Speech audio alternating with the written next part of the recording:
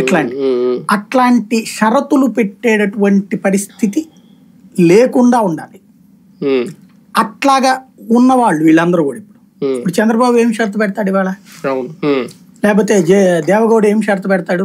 For example citizenship amendment act bill already ఎప్పుడూ అమలైంది, date ప్రకటించాలి, election code లో ప్రకటిస్తామని ఆల్రెడీ అమిత్ షా చెప్పాడు. ఇప్పుడు రేపు పొద్దున అది అనౌన్స్ చేస్తారు.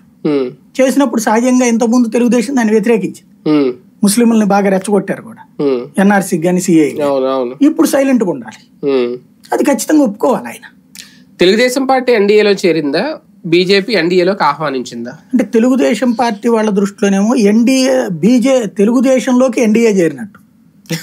తెలుగుదేశంలోకి ఎన్డీఏ చేరడం ఇప్పుడు వాళ్ళు చెప్తున్నా దాన్ని ఎలా ఉందంటే తెలుగుదేశంలోకి ఎన్డీఏ చేరినట్టుంది. ఎన్డీఏలోకి తెలుగుదేశం చేరిందని వాళ్ళు చెప్పట్లా.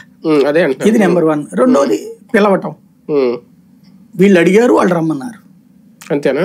అంతే కదా. వాళ్ళు అయితే వీళ్ళని రమ్మని మనలేదు కదా. ఇప్పుడు చంద్రబాబు మన కళ్ళ ఎదురుగుండా చంద్రబాబు లాస్ట్ అపాయింట్మెంట్ అడిగితే ఇచ్చారు.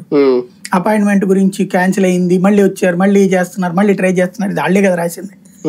ఆయన అపాయింట్మెంట్ అడిగిన తర్వాత ఇచ్చారు. ఆయన లెక్క ఆయన చెప్పుకొచ్చారు, నేను వచ్చేద్దాం అనుకుంటున్నాను, మీ జట్లోకి వచ్చేద్దాం అనుకుంటున్నాను, నన్ను కూడా ఆడించుకోండి అని చెప్పారు.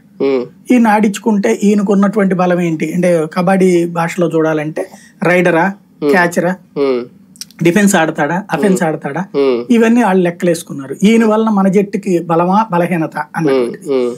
తర్వాత చూసుకుంటే వాళ్ళ పార్టీకి సంబంధించిన వాళ్ళతో మాట్లాడారు. వాళ్ళ పార్టీ